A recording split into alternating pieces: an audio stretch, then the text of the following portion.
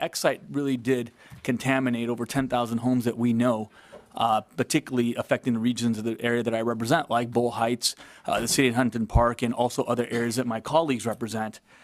And the legislature has been generous to help us with dollars close up to $200 million, including when we carried AB 118. Today we're asking for this committee to help us move forward AB 1462, which would allow us to loan once more monies to help us remediate the affected areas, and it would call for $100 million more to continue this conversation and clean it up. We've had high levels of cancer, we've had extremely high levels of lead pollution, and we think that this is a step forward. DTSC will say that it'll be about $300 million in total to clean up this area, and this will help us to get to that point.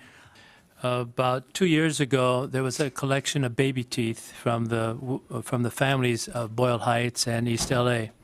And I know when I was a kid, I put my tooth underneath the pillow to get some money, but apparently the Mexican families, they keep the teeth. And they've collected these teeth. And so they want to do a study because there's a definitive study to find out what is the impact of lead in the young children, the infants in Boyle Heights in the East LA area. And they did a survey. USC did a very fantastic study, and they came out and they had two other sites where they tested against. We were compared to other two sites. Our baby's teeth spiked. The amount of lead that were in the baby's teeth spiked against all the other communities.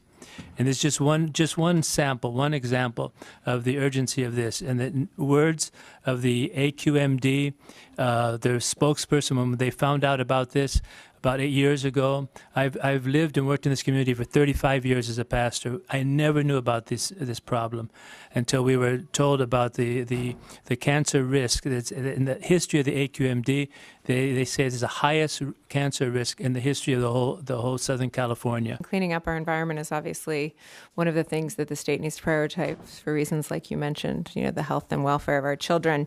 It's my understanding this was in the governor's proposed budget that was forwarded in January. I support this. I'm not sure why,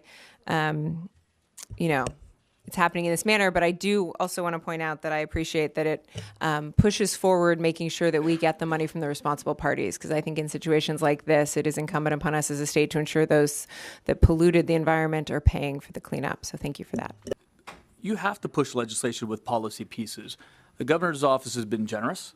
We believe it's more, and we'll push it because still the houses have to still align with the governor's budget. So the assembly hasn't hasn't appropriated it until it's final, right? Neither has the Senate.